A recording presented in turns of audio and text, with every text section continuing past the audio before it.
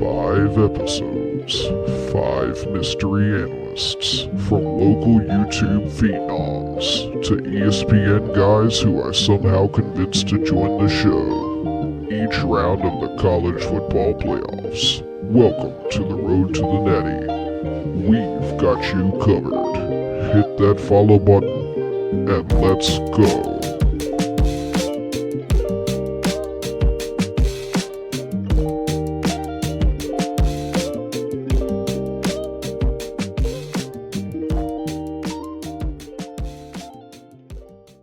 Welcome to episode 3 of The Road to the Natty, and we are joined here by Cole Thompson, who works with SEC Unfiltered and College Football Addiction. I had TJ Pittenger on last time, who also works with College Football Addiction. Very happy to have you on. Every one of those links will be linked down below. A shocking quarterfinals, of course. I mean, wasn't it? We saw Alabama lose 38-3 to Indiana after a really impressive performance against Oklahoma, 34-24. You'd really think they had a chance. Apparently not. Okay. Then of course we had Oregon with a really impressive shutout to Texas Tech, 23-0, which I doubt many people in this world expected that. And then the Ohio State loss to Miami, which was probably the least shocking of the quarterfinals, in my opinion, which is shocking to say that that's the least shocking. And we saw Ole Miss come out on top after a nail-biter against Georgia. So let's start exactly with that. Georgia versus Ole Miss. I would like to hear your takes on that, and then I'll give you mine. Yeah, no, Ethan, thanks for having me, bud. Number one, I think it's a major testament to the overall culture and identity that had been established at Ole Miss for a while. That we all thought in a game where you don't have your head coach and you're going up against arguably the greatest name in college football right now in a program that is trying to become the next Alabama. Ole Miss finding a way to deliver a performance to remember in the second half really was a testament to the future of this program underneath Pete Golding. Defensively, I thought there were so many adjustments on the line and at the second level that really Pete outcoached Kirby in so many different areas. I thought they did a good job of pressuring and taking away the run game. They made it feel like that Gunnar Stockton was basically having to live inside the pocket, taking away his mobility element that makes him such a viable threat. And then you have a guy like Trinidad Chambliss. Chambliss is one of these players who you just have to realize he is a firecracker that you don't know when the fuse is going to go off. And that's very dangerous because if you know when you're sitting next to a firecracker, you want to have enough space to feel like that you're going to be safe. But sometimes you think that it's a dud and then you start walking forward and then it drops. Then it just goes everywhere and now you're in the hospital in the ER. And that was really what Chambliss did at the end of the third quarter going into the fourth. That 3-play drive, I think will go down in history as one of the most, if not the single most important drive in Ole Miss football history because of what it did to really alter that game. It was full on Ole Miss from really the start of the second half. But the thing that really mattered was you knew that he was now in his element and he was playing backyard football. And the fact had great adjustments by Kirby defensively. You were able to have players lined up in the right spot. Your secondary really wasn't giving away much coverage, but him just delivering strike after strike and creating opportunities with his legs, it showed just how much of a player he is. I thought Ole Miss had the two best players at Chambliss, and that's not to take Georgia had. Like, if you look at overall Gunnar Stockton, there were people disappointed with his everything and left everything on a long game, and it's why I think that going to be one of the most respected quarterbacks going. He's going to have reason he's won the locker room over. Just when you have two players built like them transcend and change the game, that is just a major win. And I thought it was really impressive to see how Ole Miss was putting Kirby Smart in a position to where he realized, I don't want to give any time to 6. I don't want him to have the football. So I'm going to go for it for fourth down in my own territory twice. And one time they ran a fake punt, and it was an awesome play to Lawson Lucky. And then the second time, it ended up being a Surtain Perkins big-time force fumble sack. And a play later, Harrison Wallace is in the end zone for a touchdown. Lucas Canero making those game-winning field goals. It shows you the value of field positioning and special teams. It was where I think that it showed the college football world it's really hard to beat a team that's playing with fire, but it's also really hard to beat a team twice in the regular season. And it once again showed that much like Alabama was able to beat Georgia, Georgia was able to beat Alabama the second go around, Ole Miss was able to do the exact same thing, just like Alabama did for Oklahoma. The adjustments that you make with enough film is really, really promising to a team to be able to kind of correct their errors and guarantee that they're going to have a better gauge the second time around. Yeah, for sure. And I mean, like you started off, I mean, I was going to say basically the exact same thing. Georgia was a tiny bit out coached here, which I was kind of shocked because, I mean, Ole Miss doesn't even have their coach technically, I mean, Pete Golding. I honestly agree with what you said there. I mean, I think he's definitely going to probably end up being, I mean, the next coach of Ole Miss. I mean, I've seen a lot of stuff saying, I mean, Pete Golding could not be the next coach of Ole Miss and that they could try and hire a different guy, maybe go see if there's a different guy in the coaching carousel by the end of the year. But, I mean, Pete Golding has honestly, I mean, I think that really just proved that they got to keep him next year. And I mean, it really did feel like Ole Miss just took advantage of the fact that, I mean, Georgia honestly made zero adjustments the whole game. I mean, they kept just doing the same thing, run, screen, over and over again. And I mean, that's how they ended up winning in the end. And so, sadly had to miss the second half, but I mean, I did some looking into it. And I mean, that's definitely what, I mean, it looked like to me. And so, I mean, now we can move on to Oregon versus Texas Tech. It looked like Oregon took advantage of the passing game a little bit there to me, but also Dante Moore threw 234 yards, but the entire team as a whole ran 89 yards. My problem right now with Oregon, and I'll go a little bit more into detail later on, Dante Moore has got to stop turning the ball over, okay? And he's got to do a better job in the red zone. And the reason why I say that is because, like I mentioned a minute ago, I said, oh, they took advantage of the passing game. But I feel like although they took advantage of the passing game, none of the touchdowns, maybe one, I forgot to look at that, but I'm pretty sure none of the touchdowns were a passing touchdown. They were all rushing touchdowns that whole game, and the team only got 89 yards total rushing on the ground against Texas Tech. Still ended up beating them 23-0.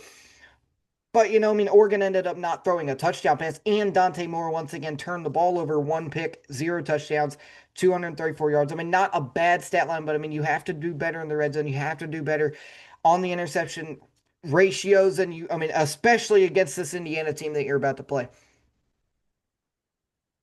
Yeah, I think that when you look at Oregon, one of the big things that was a selling point is their aggressiveness to go for it on fourth down. They went for it 8 times. They converted on 50%. So, I mean, they knew that this was going to be a game to where they could just tire down Texas Tech's defense. It really didn't matter what the offense was going to do. They were just going to be able to kind of coast their way into field goal range, let Atticus Sappington make a field goal and call it a day. But you are right, Ethan, that, there were a lot of things that you can take away in terms of the ability to run the football and their ability to force turnovers. And Baron Morton was dreadful in this game. And, he was able to lead Texas Tech to a Big 12 title, but his legacy is going to be not being able to score a point despite having the bye week. And it really put a damper on the Big 12 and a lot of people's minds of why the Big 12 is not the same as the Big 10 or the SEC and why there is a reason to believe, hey, there's a clear indication that they're two separate conferences that we're talking about. And they're really not. But, that's just the way that, unfortunately, people are blindsided by what they initially see. And it's a world of what have you done for me lately? And Oregon did a good job of capitalizing and putting pressure on Baron Morton to make mistakes. But I thought Texas Tech's defense played really, really well. They kept Dante Moore at bay. They forced a lot of incompletions. They were able to kind of take away Corian Moore and Kenyon Sadiq for a majority of the afternoon. The problem is that eventually is going to crack, and it happens at every single level, man. You could be playing in the NFL and have a team like the Houston Texans. They're giving up 19 points per game, but after a while, you got to say offense has got to deliver. And this was a game where Texas Tech's offense couldn't do that, and Oregon knew that. They pretty much knew that very early on. It is a different beast, though, when it comes to Indiana. Indiana right now is looking like a juggernaut that is almost unstoppable. They have everything in line to believe at this point they are going to have to really make some mental mistakes at a point of where it's almost out of reach to the level of what you think Indiana is possible and doing, because they've been such an elite team when it comes to the little details and everything for Oregon to win this game.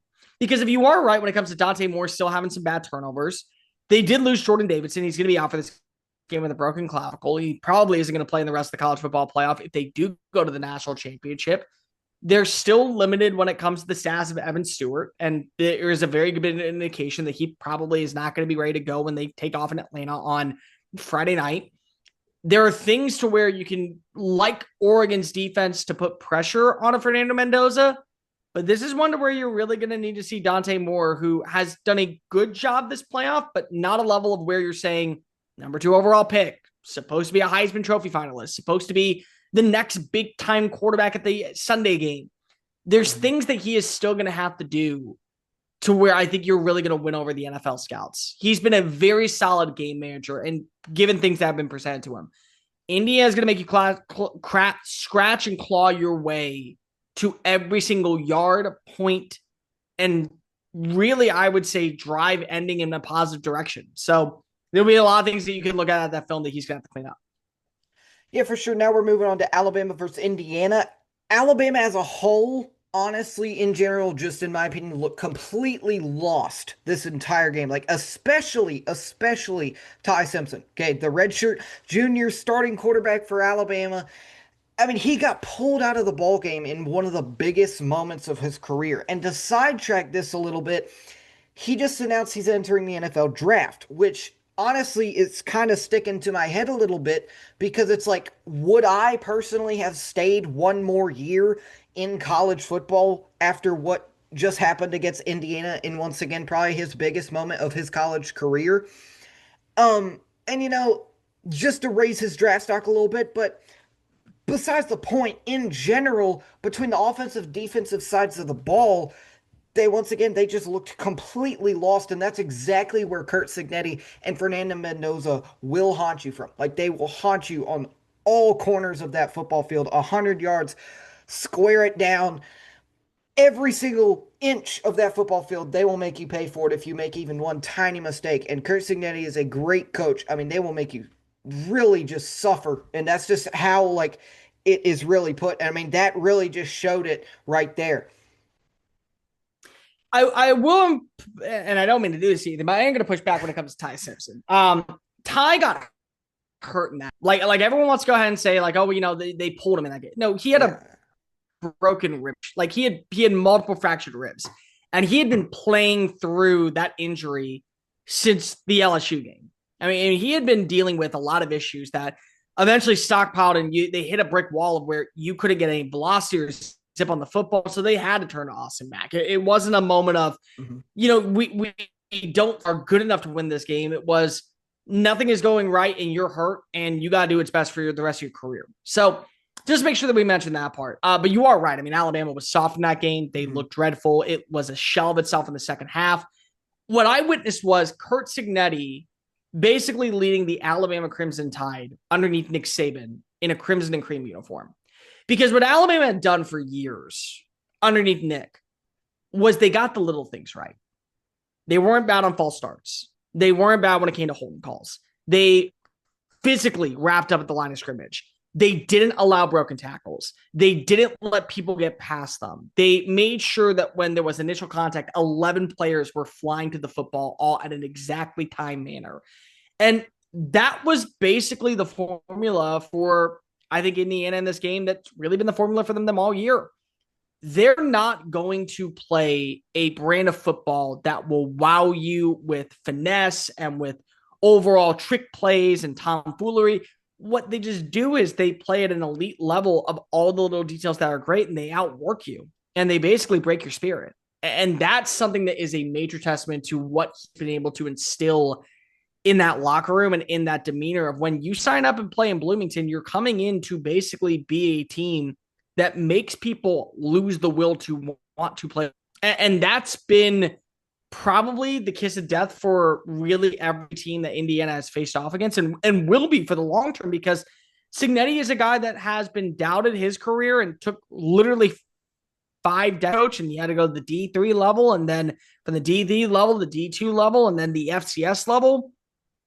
And he wasn't viewed as a guy that was going to get a lot of offers from major universities. So he got his shot with Indiana, and much like Trey Chambliss at Ole Miss, he's locked in there for the long term. And you're watching as now boosters are coming out, now fans are coming out, now the NIL collective is through the roof, and they're adding in players that never would have envisioned probably playing in Indiana. I mean, I can't tell you that Nick Marsh, who has been very underwhelming in his career, but all the traits and intangibles to be a wide receiver number one and a Biletnikoff Award winner on display, would choose Indiana over Notre Dame or LSU. But he had offers from both those schools, and he said Indiana is the right place for me to go, not just NIL wise, but for development wise. And I think that's going to be the main element moving forward. It goes back to what I said about Oregon. This is a game where if you look at Oregon, they're going to have to play perfect, and it still might not be enough because if you still need to have the error coming in the eyes of Indiana, and they don't make errors. And when they do make errors, they self-correct it immediately, and it doesn't come back and bite them. Yeah, for sure. Now for the last game of the quarterfinals, Miami versus Ohio State. Like I mentioned earlier at the beginning of this entire thing, weirdly enough, this was probably the least shocking. And I mean, that's crazy to say because at the beginning, I thought this would be the most shocking if Miami versus Ohio State won. I mean, Miami beat Ohio State. Now, I want to put this out really fast. I have had Miami and Carson Beck going all the way since day one. I've predicted every single college football game this year. I predicted every single college football game at the beginning of the year. And I, of course, live in North Carolina, so I'm a huge ACC fan. Probably not good for you. You're an SEC fan. I can see them back. But I can point this out. I've had Miami going all the way since the beginning of the year. Now, I'm not saying they are, but my thing is this. I want to put this out there. I'm not saying it was a fluke win, but I want to paint the picture at how the Miami versus Ohio State game was possibly a fluke win.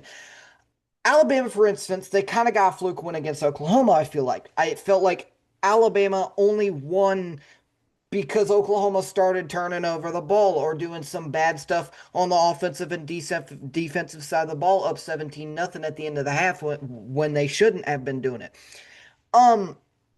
So was this one for Miami? I don't know for sure, but if you look at it, Julian Saint and Ohio State's offense kind of crumbled. Okay. However, my point is, although they crumbled, they weren't leading the whole game. So I feel like it wasn't a fluke win, but it was a win that if Julian Saint and Jeremiah Smith did end up getting going on the offensive side of the ball, would Miami have won that game? But you also look at it and say, was Miami's defense just so good that Julian Saint and Jeremiah Smith could not have gotten going? It's really just a bunch of scenarios that I thought of. But yeah, I mean, I don't think it was a complete fluke of a win, but I do think it was kind of like okay, if this happens, then that could happen, then this happens, and that happens. Was it a fluke? Now, Ohio State, once again, wasn't leading all game. And so the fact that Miami beat the defending champs that badly, it says a lot. But my point is, this is kind of what I'm getting at by the fluke thing here. If they beat Ole Miss and Indiana hypothetically gets to the national championship, would they have the strength to beat the defending champs and then beat Indiana, who is an absolute powerhouse at the moment? I just honestly don't know. But that's kind of how I felt about that Miami-Ohio State game. Sure. I mean, I can understand that, like you saying that, beating a team like Indiana that's playing its best version of football and has all year and not winning that one and get basically mollywopped in that game would make it seem like it's fluky. But I don't think there's anything fluky about that game. I thought that Miami was the best team in the ACC all year. And the only reason why we ever had an argument or a doubt about them being college football playoff is because of Jim Phillips has a dumb role when it comes to the ACC tiebreaker situation, because nobody can convince me when they win Notre Dame and how well that they played down the stretch with Carson Beck and the D-line that they were not the one team that you could actually see going on a run in the college football playoff. And if they would have just played in Charlotte, they would have beaten Duke or they would have beaten Virginia, and this would have been a moot point, and they would have been in the playoff just as, instead of an at-large bid, the ACC representative.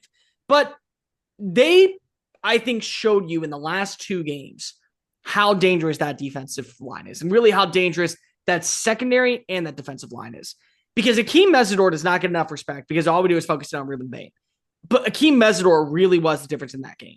Ruben Bain did a good job of winning his one-on-one battles against Ohio State's offensive line, but Mesidor kind of reached a new level. They made Ohio State one-dimensional as an offense. They took away the rushing attack of what has been kind of losing a little bit of steam throughout the year for Ohio State. But I thought that they were very much a physical unit that just was. They were like a an exploding star that had reached its burning point of right before the explosion happens. And then the Keontae Scott interception going the other way, untouched, 76 yards, was the moment of where you saw this is where it all erupts. They had been brewing that the last 4.5 quarters against Texas A&M and then going into that Ohio State game. And that's their code. That's how to kind of slow down, trade out Chambliss is our defensive line is so good that we went up against two of the best offensive lines in the country that had both given up 11 sacks, and we forced 5+ sacks in each game. And then we were able to force 2 interceptions and bring 1 takeaway back to the house. And our offense did such a good job of winning at the intermediate part of the field that we did not need much from Carson Beck. We needed him to be a perfect game manager and not lose the turnover battle, and we still won this game outright. And I think that's a major testament to Mario Cole. I think it's a major testament to Shannon Dawson as a play caller. I think that they've understood what are their strengths and their weaknesses. And when you have a team that knows its identity going into this round of the playoff, that's the difference of making a really smart play call that leads you to a national championship and going home shorthanded. And I think that that's where I'm not saying Miami is going to win. I'm not saying that Miami is going to beat Ole Miss. I'm saying that there are very few questions I have when it comes to Miami going into this game because they know who they are and they know what works and what doesn't. And every advantage like that, that is a huge feather in the cap, I think, to the overall organization and the game plan. Yeah, for sure. Now for the best part of the day, the predictions for the semifinals. So I'm going to start with Oregon versus Indiana. I'll go first. I have been wrong with a lot of games. Just putting that out there. Last week when TJ Pittenger was on, I actually had an upset. I thought Alabama was going to get the win. They fell up short. I had Texas Tech you're not winning. wrong. You're not alone there, man. I'm with you. I mean, I also picked Alabama to get the upset. So you're not alone. I thought they were getting the upset. I really have. I've gotten a lot of games wrong. But this is probably the one that I'm most confident in. I mentioned that Oregon, and this is why I mentioned that Oregon and Dante Moore has to stop turning the ball over. But this is a game that they honestly can simply not turn the ball over and still win. They did it against Texas Tech. They actually did it against James Madison, too. If you look at it, they turned the ball over a couple times against James Madison, still ended up winning. They cannot turn the ball over against Indiana. And they're playing arguably one of the best defenses in the nation right now, Indiana. And so you can't turn over the ball against one of the best defenses in the nation. And you've been historically known this season for turning the ball over for the past 5-6 weeks. I don't know for sure, but I'm going to go with the Hoosiers to get the win. But I will say, I do think, Oregon definitely has way more of a shot than people think, but I just think, once again, they can't turn over the ball. They cannot do that like they did last game or the game before or even the game before that. I think Indiana could possibly win this by 10+. I think Indiana does win this by 10+. And largely it's because of, number one, I already mentioned this. It's very hard to beat a team twice in the same year. Oklahoma beat Alabama. Alabama beat Oklahoma. Alabama beat Georgia. Georgia beat Alabama. Georgia beat Ole Miss. Ole Miss beat Georgia. It's very hard to duplicate that success. And if it would have been Indiana and Ohio State in the national championship, maybe I would have leaned Ohio State. The thing is, you look back at that game, what were the faults for Indiana? A really bad pick six by Fernando Mendoza and the inability to truly run the football at an elite level. Well, since that game, Fernando Mendoza, I believe, has 3 turnovers. And on top of that, they've been averaging 5.8 yards a click. So this is a team that right now can trust 2 running backs and its quarterback to not only make the right plays, but also be able to win after contact and play through contact. And that wins in terms of the time of possession, took as much time off the clock as possible. And on top of that, it also gives you the opportunity, if you can look at their Alabama was going to really the opening drive was pressure on Fernando Mendoza to make it 3rd and 7. Like, make And he only threw 140 yards, but he ends on 3 times because they were able to trust the ground game. I think that's more so what you're going to see in this game, is that it goes to trusting what you have in your 2 running backs with Hemby. Let them be able to put you in third and short. Allow Shanahan and his offensive playbook to kind of get creative with guys like Omar Cooper, with Charlie Baker, with Elijah Sherman Field, and let Mendoza do what he has done all year. Be the perfect point guard and facilitator that just keeps drives alive. And I think that's where you're going to see a giant separation between him and Dante Moore. Moore is going to have some throws that he is going to rush, but that defensive line is one of the best, if not the best, left in the college football playoff. And Moore is going to throw behind the line of scrimmage, and it's going to lead to a D'Angelo Pons interception, or it's going to lead to a batted ball, or a wide receiver trying to make a play, and it's a fumble in the open field, and that's a turnover on downs or whatever it is. And that's where Indiana will capitalize, and they'll be able to score points. Kirk Cignetti and his attitude is not going to let his team, I think, get complacent at any point. Really an area to where much like Dan Lane, such a win for the future programs. But I really do think that when you look overall at who is the identity of Indiana football, that's going to lean out just a little bit more. They're physical, they're no nonsense, and they make the fewer errors. So I think Indiana wins this game. I think Indiana wins by 10. All right.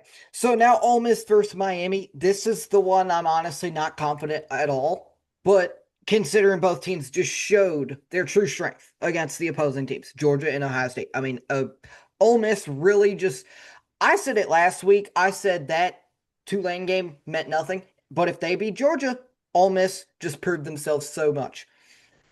And they did. So they really changed my perspective on how I look at them now.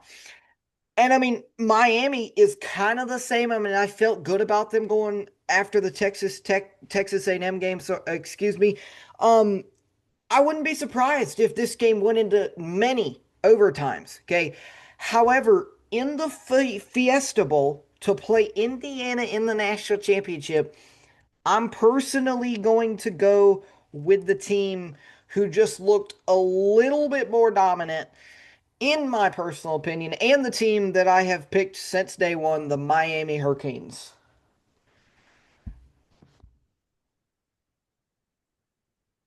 I don't blame you. I think it's a good pick. I mean, nobody should be shocked if Miami goes to the national championship. Not only have they proven that they belong to the college football playoff, they've proven that just because if you lose a game because of 4 interceptions by your quarterback does not mean that you're a bad roster. And just because you don't play in the SEC or the Big Ten does not mean that you aren't built to go hang with the SEC and the Big Ten.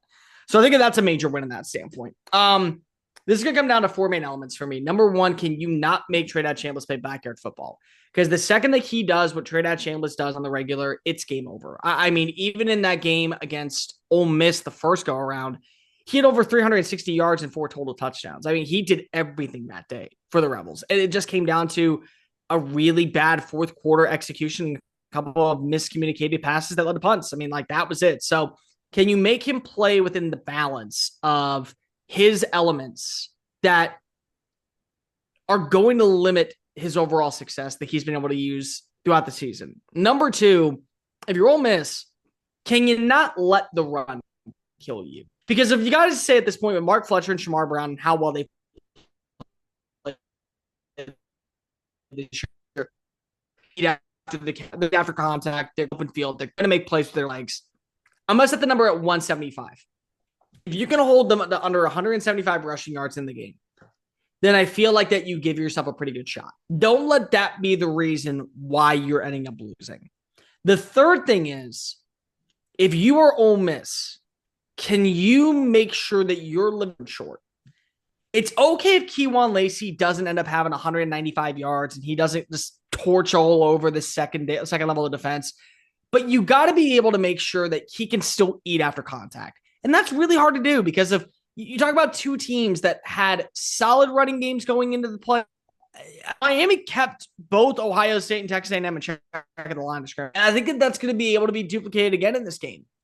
But the fourth thing is, can you value special teams for field position? Because it's a very underrated part of the game, Ethan. But you have a guy like Malachi Toney, And Malachi Tony is a human highlight reel. And he may end up being the most influential and impactful player in the game. And the fact that you have him on special teams, can he have a 40-yard game to where now you're working at a 45-yard field position to where all you got to do is get in the range, kick field goal? Or on the flip side, if you are Caden Lee or if you are Winston Watkins or whoever's going to be back there returning punts for Ole Miss, can you do the exact same thing to set for Lucas Canaro? Because Canario made 2 kicks of over 56 yards downfield, and that was career longs for him going into the game. And so can you do that again? Just get into range for your kicker to be able to guarantee that you walk away with 3. And I think that the biggest question that I have is, as good as it's been, how much can you really slow down Trinidad Chambliss? Because you're right, Miami is a team that nobody has been able to play with defensively. I don't think anybody's been able to stop their defensive line. But I don't know if Miami's seen a quarterback like Trinidad Chambliss this year. And that's a dangerous thing. It's on both sides. So what cracks first? They're 2 night and day staunch, different styles of team mantras. One playing in the trenches. The other one is all about explosive plays. Something tells you that explosives win. I think Ole Miss is going to go to the national championship. No, I have a question before the episode is over. I just heard you say you don't think Miami's defenses had played a quarterback better than Trinidad Chambliss this year. Do you think Julian Sane was any better than that? Is better or worse than Trinidad if Chambliss? You asked me, if you reason based off of who was battle tested more, I would say Trinidad Chambliss. If you asked me who had the better stat line, it would be Julian Sane. Yeah. But my fear for Sane going into this game was he was finally going to be going up against a defense that had almost no room for error. I mean, no weak points. The Corey Heatherman, the defense coordinator that was hired from Minnesota, did not get enough appreciation when he was hired by Mario Cristobal this offseason. And I remember saying that was a very underrated move for this team, because if you were able to retain as much defensive talent, but you were going to fix the secondary. And I thought that Michigan had a good defense, but didn't have an elite one. I did not think that outside of Texas, and Texas' secondary was a weak all year, that Sane never really went up against a team that was going to force him to play in a position where you knew he was going to have to win the football game. His defense would either bail him out of trouble, or he can have a wide receiver like Jeremiah Smith make a bad throw, look like a great catch. Same thing with Carnell Tate. I thought this was the first game to where he was going to have to play better than advertised. And you look at the numbers, and he didn't. He had 2 turnovers. And I think that Chambliss's overall track record of being tested this year has made him a more qualified quarterback. I don't think that Chambliss is the best quarterback in college football. I think that we live in a world where, again, the "what have you done for me lately" crowd speaks much louder than anything else. I think Fernando Mendoza was the best quarterback and the most consistent quarterback in college football this year. And I think that Dante Moore was a more complete quarterback than Trinidad Chambliss. But I would say number 3 is Trinidad Chambliss. And I think that's kind of the difference. Sane is probably about number 5 for me.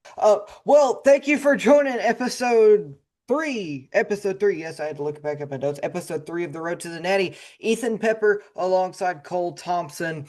Once again, go check out the links in the description. SEC Unfiltered, and once again, College Football Addiction. I mean, this is basically him again times 2.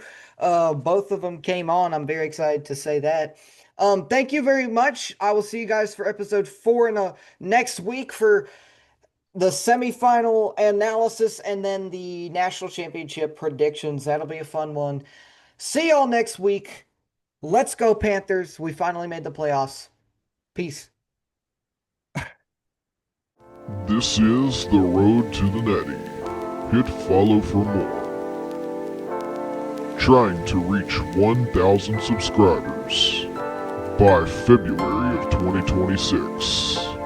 Make sure to share with friends. And thanks to everyone who watches. See you next time.